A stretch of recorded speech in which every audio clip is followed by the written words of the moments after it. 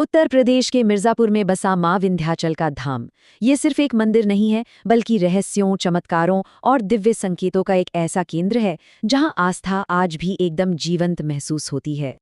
तो सबसे पहला और बुनियादी सवाल मन में यही उठता है कि आखिर मां विंध्याचल हैं कौन? और फिर इससे भी बड़ा सवाल, इस पवित्र जगह पर ऐसा कौन सा राज है, कौन सा रहस्य है जो लाखों लोगों को अपनी ओर खींचता चला लाता है? तो चलिए इन रहस्यों की दुनिया में थोड़ा और गहरा उतरते हैं।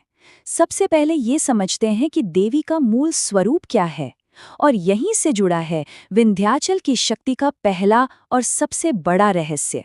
यहाँ का जो पहला और सबसे बड़ा रहस्य है ना, वो देवी के स्वरूप में ही छिपा है। यहाँ किसी इंसान की बनाई हुई या तराशी हुई मूर्ति की पूजा नहीं होती। यहाँ पूजा होती है एक स्वयंभू शिला की। स्वयंभू मतलब जो खुद प्रकट हुई हो, कोई तराशी हुई मूर्ति नहीं, बल्कि एक प्राकृतिक चट्टान। और यही इसकी पवित्रता का सबसे बड़ा कारण है। ये मान्यता इसी बात पर जोर देती है कि ये जो प्राकृतिक रूप है, ये इंसानी रचना से कहीं परे है।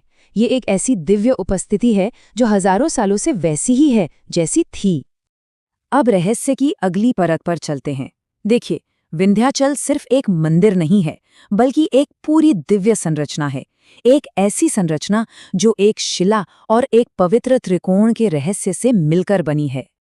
और यहीं पर छिपा है दूसरा बड़ा रहस्य, 3 दिव्य शक्तियों से बना एक बहुत ही पवित्र और शक्तिशाली त्रिकोण। ये जो पवित्र त्रिकोण है, ये 3 देवियों से बनता है, मां विंध्याचल, मां काली खो और मां अष्टभुजा।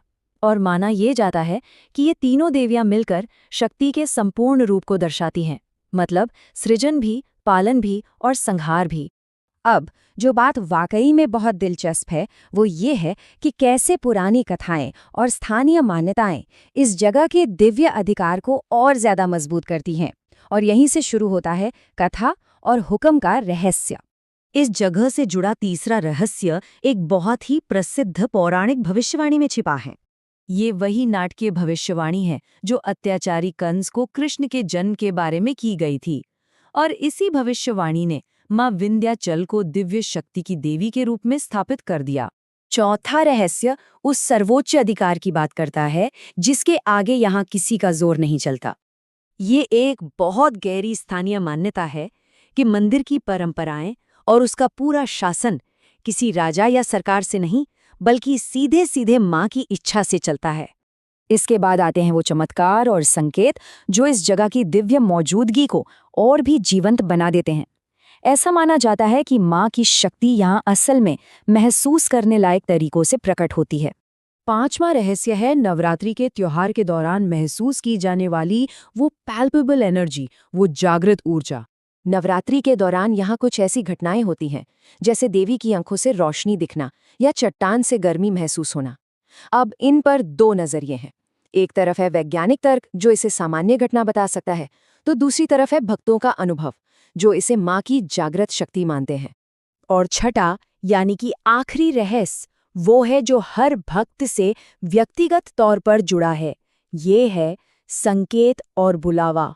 ये वो कुछ व्यक्तिगत तरीके हैं जिनसे भक्तों को लगता है कि देवी उनसे बात कर रही हैं।